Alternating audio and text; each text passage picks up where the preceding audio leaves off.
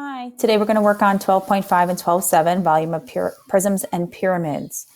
The first thing we need to do is identify which shape you're working with. Is it a prism, a triangular prism, a rectangular prism, or a pyramid, a triangular pyramid or rectangular pyramid? So we have our volume formula. Volume equals base times height.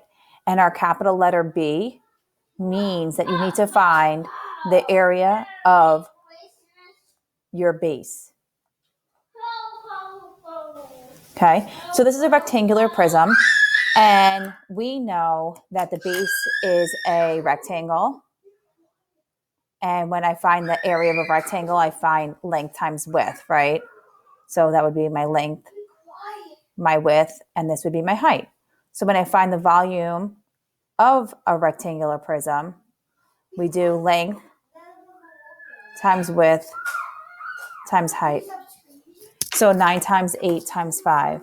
9 times 8 times 5 is going to be 360 centimeters cubed. Volume is always your unit of measurement cubed. When I do this problem, I realize I'm working with a triangular prism. So this is a little bit confusing because whenever a triangular prism is basically on its side, we automatically think that my base is a rectangle because that's what's on the bottom.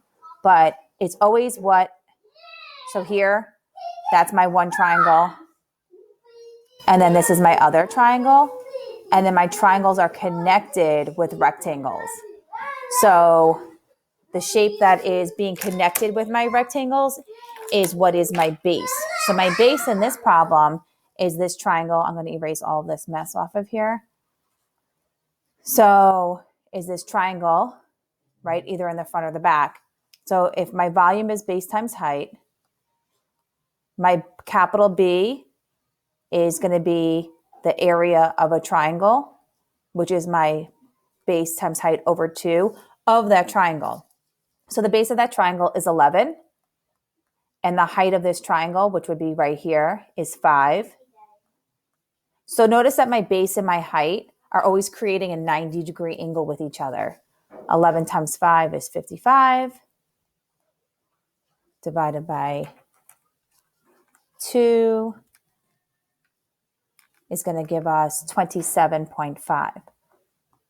So that's my B I just solved for, my capital B.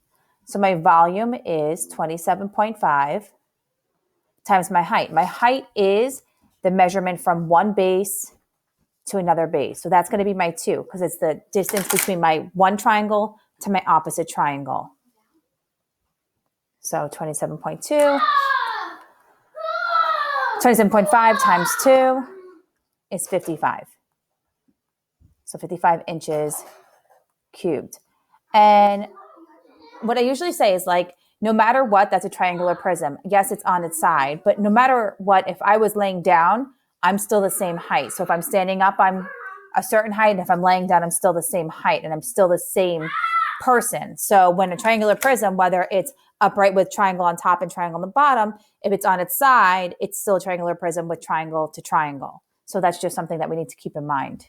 The hardest part of that is probably identifying that it is a triangular prism, even though it's on its side. So now we go into the pyramid. So volume equals 1/3 base times height. Or some people say base height over 3, whichever you're most comfortable with. The first thing we're going to do is identify my base. In this problem, my base is a rectangle or a square. So my capital B is going to be the area of a rectangle, which is going to be length times width, right?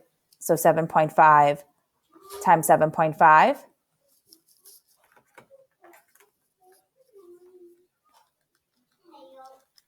So that's 56.25.